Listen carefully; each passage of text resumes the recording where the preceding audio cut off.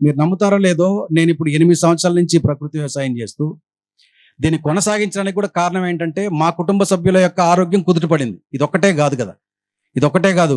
నాకు కనీసం ఒక 1000 మంది రెగ్యులర్ కస్టమర్లు ఉన్నారు. వాళ్ళు ఇచ్చేటువంటి ఫీడ్బ్యాక్ ఇంకా విస్తీర్ణం పెంచడానికి అవకాశం కలిగింది. ఇంకొంత ఇలాంటి రైతులకు ఇక్కడికి వచ్చి ఇలాంటి రైతులకు చెప్పాలనేటువంటి ఆలోచన కలిగింది. నా పరిధిలో ఒక్క దేశవాళీ వరి మాత్రమే నేను 155 రకాలు పండిస్తూ రైతులకు విత్తనాలు ఇస్తూ దాదాపు ఒక 300 ఎకరాలు సాగులోకి తీసుకొచ్చాను. 300 ఎకరాలు దాని మీద ఆధారపడుతున్నటువంటి వాళ్ళ యొక్క కుటుంబాల యొక్క ఆరోగ్యాన్ని కాపాడగలుగుతున్నాను రైతుల సహాయంతోనే. మళ్ళీ నా గొప్పతనం కాదు కాక, వాళ్ళు ఇచ్చేటువంటి ఫీడ్బ్యాక్ ఇంత విస్తీర్ణం చేయడానికి, ఇంత కష్టపడడానికి కారణభూతమైనప్పుడు మీరు కూడా అనుభూతిని పొందగలిగితే మీరు కూడా ఆ స్థాయి కంటే ఎక్కువగా మీరు పండించడానికి అవకాశం ఉంటుంది. అది ఒక్కటి కాస్త అర్థం చేసుకుంటే చాలు. పాలేకర్ కృషిలో, సుభాష్ పాలేకర్ గారి కృషిలో మొట్టమొదట ఆయన ZBNF అని పేరు పెట్టుకున్నాడు. తెలుసా సుభాష్ పాలేకర్ గారు ఎవరనేటువంటిది? చాలా మందికి తెలిసే ఉంటుంది. మహారాష్ట్ర అయింది, మహారాష్ట్రలోని అమరావతి. నిన్న మన ఊతప్ప సార్ కూడా వాళ్ళ ఇంట్లో నిన్న సాయంత్రం 6 గంటలకి రమ్మని చెప్పానంటే వెళ్ళారు. ఈరోజు కార్యక్రమానికి రావాల్సింది. ఈరోజు కార్యక్రమం గురించి ఊతప్ప సారు ఆయన పాలేకర్ గారికి వివరించారు. చాలా బాగా చేయండి అని చెప్పి అన్నారు. నాతో నేరుగా మళ్ళీ ఫోన్లోనూ మాట్లాడారు. ఒక 2 కార్యక్రమాల గురించి వివరంగా చెప్పారు. ఇలాంటి కార్యక్రమాలు పదే పదే చేస్తున్నాం అనేది ఒకటి. పూర్తిగా IT ఎంప్లాయీస్కి ఇప్పుడు ఏదైతే బాగా అత్యవసరం ఉందో, ఉద్యోగాలు చాలామందికి ఉండటం లేదు, ఎప్పుడు ఉద్యోగం పోతుందో తెలియదు. అలాంటి వాళ్ళు సొంత పొలం ఉన్నటువంటి వాళ్ళు నేరుగా వ్యవసాయం చేసుకోవచ్చు, లేదా కనీసం కొంత పొలం కౌలుకు తీసుకొని అయినా సరే వాళ్ళు వ్యవసాయం చేస్తే వాళ్ళు సంపాదిస్తున్నటువంటి ఈ నెలవారీ జీతానికంటే కూడా ఎక్కువ ఆదాయం వచ్చేటువంటి అవకాశం ఉంది. అంత నాలెడ్జ్ మనం ఇద్దాం అని చెప్పానని ఆయన చెప్పడం, దానికి డేట్ కూడా ఇచ్చారు. నేను మీకు ఆ డేటు అనౌన్స్ చేస్తాను. July 11, 12 second Saturday, Sunday. అది రేపు తిరుపతిలో జరిగేటువంటి కార్యక్రమానికి కూడా కొనసాగింపుగా ఆయన అనౌన్స్ చేస్తానన్నాడు. తిరుపతిలో 5 రోజులు రెసిడెన్షియల్ వర్క్షాప్ ఉంది. జూన్ 11వ తారీఖు నుంచి 15వ తారీఖు వరకు. ఆ కార్యక్రమం విశేషాలు నేను ఈ కార్యక్రమం అయిపోయే లోపు నేను మళ్ళీ కాస్త వివరంగా చెప్తాను. అమరావతి మహారాష్ట్రలో ఆయన పుట్టి పెరిగితే, అందరి చదువుల్లాగానే ఆయనకి మొట్టమొదట వాళ్ళు పూర్వీకుల నుంచి వ్యవసాయ కుటుంబం అయితే వ్యవసాయ విద్యను చదవాలని అనుకున్నాడు. Agriculture BSc honours 4 years course అది. అందులో ప్రవేశం దొరికింది, చదివాడు. లాస్ట్ ఫైనల్ ఇయర్ అప్పుడు ఫైనల్ ఇయర్ ఎగ్జామ్ రాయలేదు. ఎందుకు రాయలేదు అని అంటే, అప్పటికి చదివినటువంటి చదువులు మొత్తం కూడా రసాయన వ్యవసాయం గురించి మాత్రమే ఉంది. మన దేశంలో జరుగుతున్నటువంటిది పూర్తిగా కూడా మన పూర్వీకులు చేస్తున్నటువంటి గో ఆధారిత వ్యవసాయంగా ఉంది. ఈ రసాయన వ్యవసాయం ఏ దేశాలకు అవసరం అంటే, మన దేశానికి అసలు అవసరమే లేనిది. బయట దేశాల్లో అవసరం. సూర్యుడే కనపడనటువంటి దేశాలు, ఆహారమే పండనటువంటి దేశాలు, మైక్రో క్లైమేట్తో కొన్ని రకాల మొక్కల్ని అలాగే కూరగాయల్ని పండించేటువంటి దేశాలకు అవసరం. ఇప్పుడు ఆయనకు ఏమర్థమైందంటే, ఈ చదువులు చదివి నేను విదేశాల్లో ఉద్యోగం చేయాలి, విదేశాల్లో ఉన్నటువంటి వాళ్ళకు వ్యవసాయం నేర్పాలి, ఈ పుస్తకాల్లో ఉన్నటువంటి చదువుని చదివి. ఇది అక్కర్లేదు అనుకున్నాడు, చదువు ఆపేశాడు. ఫైనల్ ఇయర్ ఎగ్జామ్ రాయకుండా ఇంటికి వచ్చాడు. ఇంట్లో ఉన్నటువంటి వాళ్ళు అమ్మా నాన్న బాగా తిట్టారు, ఎగ్జామ్ అయినా రాయాల్సింది అట్లని. ఎగ్జామ్ నేను రాయను, మీరు పండించుకునేటువంటి పంట పొలంలో కొంత పొలం నాకు ఇస్తే నేను మీరు చేస్తున్నటువంటి వ్యవసాయంలోనే ఉన్నటువంటి చిన్న చిన్న లోపాలను సరిచేసి భారతదేశం మొత్తానికి, ఇది ఉపఖండం, భారతదేశం అనేటువంటిది ఒక ఖండానికి ఉండాల్సినటువంటి భౌగోళిక పరిస్థితులన్నీ ఉన్నాయి, అన్నీ పండుతుంది, ప్రపంచానికే మనం ఆహారాన్ని అందించవచ్చు. మరి అలాంటిది నేను కొంత ప్రయోగశాలగా ఉపయోగించుకోవడానికి నాకు కొంత భూమి కావాలి అని అంటే, వాళ్ళ అమ్మా నాన్న అనంగీకారంతోనే, అంగీకారం లేకపోయినప్పటికీ ఆయన మొండి పట్టుదలతో కొంత భూమిని ఇచ్చారు. కొంత భూమిని ఇస్తే ఆయన మొదట ప్రాక్టీసెస్లో పుస్తకాల్లో ఉన్నది ఏందో చూసి కదా మళ్ళీ గోదావరిత వ్యవసాయానికి రావాలి. పుస్తకాల్లో ఉండేది సరైనది అవునా కాదా టెస్ట్ చేసుకోవడం కోసం రసాయన వ్యవసాయమే చేశాడు. ఆయన మాటలోనే చెప్పాడు, రసాయన వ్యవసాయం చేస్తూ ఉంటే ప్రతి సంవత్సరం పెట్టుబడులు పెరిగిపోతూ వచ్చాయి. పెట్టినటువంటి పెట్టుబడి కూడా ఒక్కోసారి ఆదాయ రూపంలో రాలేదు, నష్టాలు వచ్చాయి. ఎంతగా నష్టపోయాడంటే 10 సంవత్సరాల్లో ఆయన తల్లిదండ్రుల నుంచి ఇచ్చినటువంటి 10 ఎకరాల భూమిని అమ్మాల్సి వచ్చింది. ఇంట్లో వాళ్ళ భార్యకి, వాళ్ళ శ్రీమతికి ఉన్నటువంటి వాళ్ళు ఇచ్చినటువంటి ఆ బంగారు ఆభరణాలను కూడా అమ్మేయాల్సి వచ్చింది.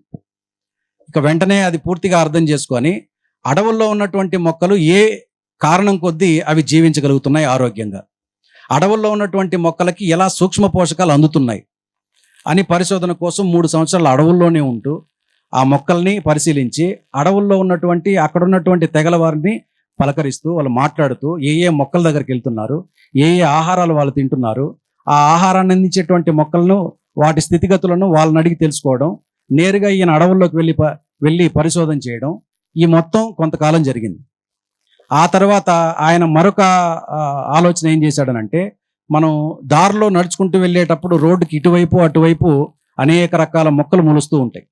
అడవుల్లో అయినా సరే మనకు నీడపాటున కొన్ని రకాల మొక్కలు మొలవు. అదే రోడ్డుకి ఇరువైపులా అన్ని రకాల మొక్కలు ఆరోగ్యంగా ఉండటం గమనిస్తాం మనం. వర్షాకాలంలో అయితే ఏపుగా ఎత్తుగా పెరుగుతూ ఉంటాయి, పచ్చగా ఉంటాయి. వేసవి కాలానికి అవి పూర్తిగా ఎండిపోయి పూర్తిగా మగ్గిపోయి మట్టిలో కలిసిపోతూ ఉంటుంది. ఆ మట్టి యొక్క అవశేషాలను తీసుకున్నాడు, దాని మీద పరిశోధన చేశాడు. అక్కడ ఉన్నటువంటి మొక్కల్ని, ఆ మొక్కలకి అందేటువంటి తేమను గురించి పరిశోధన చేశాడు. ఈ మొత్తం అర్థం చేసుకొని పూర్తిగా మన పూర్వీకులు చేసేటువంటి వ్యవసాయం దాదాపు ఒక 80 నుంచి 90% పూర్తిగా మంచి విధానాలతోనే ఉన్నది. ఒక 10 నుంచి ఒక 20% మాత్రమే లోపాలు ఉన్నాయి. అది కరెక్ట్ చేయగలిగితే చాలని చెప్పి ఆయన ఒక ఫార్ములా ప్రకారం రాసుకొని గోవుని ఆధారంగా చేసుకొని చేశాడు. దేశవాళీ గోవుతో, ఆ గోమయంతో, గోపంచితంతో జీవామృతాన్ని ఒక ఫార్ములా ప్రకారం తయారు చేసుకున్నాడు. ఆ జీవామృతంలో ఏముంటుందనంటే గోమయంలో ఉన్నటువంటి బ్యాక్టీరియా, అలాగే గోపంచితంలో ఉన్నటువంటి బ్యాక్టీరియా, దాన్ని ఫర్మెంట్ రూపంలో అంటే పులియబెట్టి దాన్ని కల్చర్గా తయారు చేసి దాన్ని మట్టికి అందిస్తే, మొక్కలకు అందాల్సినటువంటి సూక్ష్మ పోషకాలు అందుతాయి. సూక్ష్మ పోషకాలు మట్టిలో ఇందాక చెప్పాను, ఒక గ్రామ మట్టిలో 300 కోట్ల సూక్ష్మజీవులు ఉంటాయి. అది మేలు చేసేటువంటి సూక్ష్మజీవులు. మంచి చెడు రెండు ఉంటాయి బ్యాక్టీరియాలో, వైరస్లోనూ మంచి చెడు రెండు ఉంటాయి. ఇలా మనకు ఏవేవైతే మంచి చేస్తూ ఉంటుందో దాన్ని ఫర్మెంటేషన్ చేసేటువంటి రూపంలో దానికి కొన్ని సంవత్సరాల తరబడి పరిశోధన చేశాడు. ఆ జీవామృతానికి గోమయం ఎన్ని కేజీలు ఉండాలి, గోపంచతం ఎన్ని లీటర్లు ఉండాలి, అది ఫర్మెంట్ అవ్వడానికి దానికి ఆహారంగా అందించేటువంటి బెల్లం ఎంత రూపంలో ఉండాలి, దానికి అందాల్సినటువంటి ప్రోటీన్ పప్పుల పిండి ఎంత ఉండాలి, దానితో పాటు ఈ మట్టిలో ఉన్నటువంటి సూక్ష్మజీవులను అందులో వేసి ఫర్మెంట్ చేసేటువంటి విధానాన్ని కొన్ని సంవత్సరాల పాటు పరిశోధన చేశాడు. పరిశోధన చేసేటువంటి క్రమంలో గోవు, దేశవాళీ ఆవు, గోపురం గంగడోలు ఉన్నటువంటి ఆవు కాకుండా మిగిలినటువంటి జంతువుల మీద కూడా పరిశోధన చేశాడు. మేకల మీద పరిశోధన చేశాడు, మేకల యొక్క వేస్టేజ్ని, విసర్జనని. అలాగే గొర్రెల మీద పరిశోధన చేశాడు, గాడిదల మీద పరిశోధన చేశాడంట, అలాగే గుర్రాల మీద పరిశోధన చేశాడు, ఏనుగు యొక్క ఆ వేస్టేజ్ అని కూడా పరిశోధన చేశాడు. చేస్తే వేటిల్లోనూ లేనంత కౌంటు బ్యాక్టీరియా, భూమికి మేలు చేసేటువంటి బ్యాక్టీరియా, ఇది మన దేశవాళీ గోమయంలో, గోపంచితంలో ఉందని తెలుసుకున్నాడు. దాన్ని ఒక ఫార్ములా ప్రకారం రాసుకున్నాడు. 200 లీటర్ల జీవామృతం తయారు చేయడానికి 10 కేజీల గోమయం సరిపోతుంది. ఆ రోజే తీసినటువంటి గోమయం, లేదా నీడపాటున వేసినటువంటిది 5 రోజుల నుంచి 7 రోజుల పాటు నీడలో ఉంచినటువంటివి ఆ గోమయం వాడుకోవచ్చు అని దాన్ని నీళ్ళల్లో కరగబెట్టి ఆ 200 లీటర్ల నీళ్ళల్లో వేశాడు. 5 నుంచి 7 లీటర్ల గోపంచతాన్ని తీసుకున్నాడు, దాన్ని అందులో వేసుకున్నాడు. దానికి బెల్లం తోడు చేశాడు. మొదట ఆయన చెప్పినటువంటిదే ఫార్ములా ప్రకారం తగ్గించుకుంటూ 2 కేజీలు బెల్లం వేశాడు. ఇప్పుడు గురువుగారు చెప్పడం ఏంటంటే 1 కేజీ చాలు, 10 కేజీల పేడ, 5 లీటర్ల గోపంచతం, 1 కేజీ బెల్లం సరిపోతుంది. పప్పుల పిండి ప్రోటీన్ కోసం, ఆ సూక్ష్మజీవుల యొక్క సంఖ్య పెరగడం కోసం ఏం చేయాలంటే పప్పుల పిండి 1 కేజీ వేస్తే చాలు. దానితో పాటు మనం మట్టిలో ఉన్నటువంటి సూక్ష్మజీవుల యొక్క సంఖ్యను కూడా పెంచాలి కాబట్టి గట్టు మట్టి ఆరోగ్యంగా ఉంటుంది. ఆ గట్టు మట్టిని ఒక పిడికెడు తీసుకొని దాన్ని మనం ఆ జీవామృతం, ఆ కల్చర్ ఏదైతే ఉందో దాంట్లో వేసి ఒక కర్ర తీసుకొని అది సవ్య దిశలో గడియారం ముళ్ళు తిరిగిన విధంగా నిదానంగా ఒక 2 నిమిషాల పాటు, ఉదయం ఒకసారి మళ్ళీ సాయంత్రం ఒకసారి ఇలా కలిపితే 48 గంటల్లో కల్చర్ తయారవుతుంది. ఇది ఆయన చెప్పడం. కల్చర్ తయారు చేసి మనం ఈ కర్రతో తిప్పిన తర్వాత దాన్ని క్లాత్తో కానీ లేదా గోను సంచిలో కానీ కప్పేయాలి. బయట నుంచి చాలా రకాల ఈగలు కానీ చాలా మిగిలినటువంటివి వచ్చి పడతాయి కాబట్టి వాటిని డ్యామేజ్ చేస్తాయి కాబట్టి కల్చర్ పాడయ్యేటువంటి అవకాశం ఉంది, కంటామినేట్ అయ్యే అవకాశం ఉంది. కాబట్టి దాన్ని కప్పి ఉంచేస్తే చాలు అని.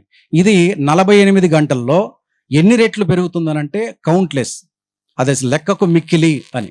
దాన్ని మనం స్ప్రే రూపంలో మొక్కలు తడిచేలాగా మొక్కలకు అందించగలిగితే అది భూమిలోకి పడి మొక్క దాంట్లో ఉన్నటువంటి పోషకాలను తీసుకుంటుంది. భూమిలోకి పడి బిందువుల రూపంలో భూమిలోకి పడిన తర్వాత ఆ మట్టిలో ఉన్నటువంటి ఆ తేమ కారణంగా సూక్ష్మజీవుల యొక్క సంఖ్య పెరుగుతుంది. సూక్ష్మజీవులు పెరిగితే మొక్కకు కావలసినటువంటి సూక్ష్మ పోషకాలన్నీ కూడా ఆ సూక్ష్మజీవులే అందిస్తూ ఉంటాయి. దీనికి మనం మల్చింగ్ చెప్పాను చూడండి. మనం ఎండుటాకులు కానీ లేకపోతే ఎండినటువంటి వరిగడ్డి కానీ లేదా అంతకు ముందు పంట వ్యర్థాలు, మీరు ఏ పంట వేసినా, టమాటోలు వేసారా లేకపోతే కూరగాయలు వేసారా, మిగిలినటువంటి ఏ పంట వ్యర్థాలు ఉన్నాయో ఎండబెట్టినటువంటివి మనం జాగ్రత్తగా పక్కన పెట్టుకోగలిగితే, మనం చాలా మంది చేసేటువంటి పొరపాటు ఏంటనంటే దాన్ని తీసుకెళ్ళి ఒక కుప్పగా వేసి కాల్ చేస్తూ ఉంటాం. ఏ ప్రయోజనం లేదు దానివల్ల. మహా అంటే ఒక 5 కేజీలో 10 కేజీలో భస్మం వస్తుంది, అంతకుమించి ఇంకేం రాదు.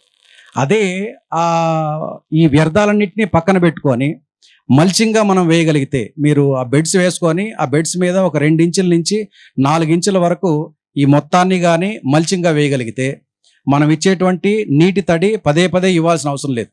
ఆ నీటిని, ఆ తేమను పట్టి ఉంచుతుంది ఆ మల్చింగ్ వేసినటువంటిది. అలాగే దాని కింద ఉన్నటువంటి సూక్ష్మజీవులకి ఈ ఎండినటువంటివి పూర్తిగా కూడా అది ఆహారం అవుతూ ఉంటుంది, కంపోస్ట్ అవుతూ ఉంటుంది. దాని మీద ఏర్పడేటువంటి రంధ్రాలు ఉన్నాయి చూడండి, ఆ రంధ్రాల ద్వారా గాలి వెళ్ళడం, మొక్కలు ఆరోగ్యంగా పెరగడానికి గాలి మొక్కల వేర్లకు అందాలి. మొక్కలేమో కార్బన్ డైఆక్సైడ్ని తీసుకుంటాయి, మొక్క వేర్లకేమో గాలి, మనం పీల్చేటువంటి గాలి లోపలికి వెళ్ళాలి, అప్పుడు అది ఆరోగ్యంగా వెళ్తూ ఉంటుంది. ఈ మట్టి రేణువుల మధ్య ఉన్నటువంటి ఈ గ్యాప్లో ఉన్నటువంటి తేమను వేర్లు తీసుకుంటాయి. సూక్ష్మజీవులేమో ఆ సూక్ష్మ పోషకాలను అందిస్తూ ఉంటాయి. ఏ మొక్క అయినా సరే ఇలాగే బతుకుతుంది, ఏ మొక్క అయినా ఈ విధంగానే జీవనాన్ని గడిస్తుంది, మనకు కావాల్సినటువంటి పోషకాలతో కూడినటువంటి ఆహారం ఇలాగే ఇస్తుందని చెప్పి ఆయన కొన్ని సంవత్సరాల తరబడి చేసినటువంటి ప్రయోగాల్లో ఆయన సక్సెస్ అయిన తర్వాతనే మళ్ళీ దేశవ్యాప్తంగా ఇలాంటి శిబిరాల్లో ఆయన ప్రచారం చేయడం. దాదాపు 45 సంవత్సరాలు చేసినటువంటి ప్రచారంలో 95 లక్షల మంది రైతులుగా మార్చాడు ఆయన. ప్రకృతి వ్యవసాయ రైతులుగా, రసాయన రహిత వ్యవసాయ రైతులుగా 90 లక్షల మందిని మార్చాడు. ఇది 90 లక్షల మంది 140 కోట్ల మందికి ఎంతవరకు సరిపోతుందయ్యా అని మీరు అంటే, నేను మామూలుగానే చెప్పేటువంటి లెక్కల్లోనే మీకు అర్థమయ్యేటువంటి విషయం. దేశం మొత్తం మీద ఎంతమంది వ్యవసాయం చేస్తూ జీవనాన్ని గడిస్తున్నారంటే ఈ 140 కోట్ల మందిలో 14.5 కోట్ల మంది మాత్రమే. మనకు లెక్కల్లో పర్సంటేజ్లో 53% మంది, 54% మంది వ్యవసాయం చేస్తున్నారని ఉంటుంది. అట్లా కాదు, అది శాతానికి అది ఏ విధంగా వాళ్ళు పర్సంటేజ్ తీసుకున్నారో కానీ మన సెన్సస్ లెక్కల ప్రకారం 14.5 కోట్ల మంది మాత్రమే మన దేశంలో వ్యవసాయం చేస్తున్నది. 14.5 కోట్లలో 95 లక్షల మందిని ఆయన ఒక్కడు మార్చాడనంటే ఎంత పర్సంటేజ్ మనం మార్చుకోవచ్చు, మనం తెలుసుకోవచ్చు కాక. అది చాలా పెద్ద కౌంటే.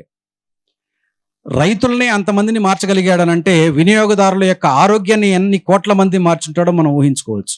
మరిన్ని అప్డేట్స్ కోసం బ్యాక్ టు రూట్స్ యూట్యూబ్ ఛానల్ని సబ్స్క్రైబ్ చేసుకోండి.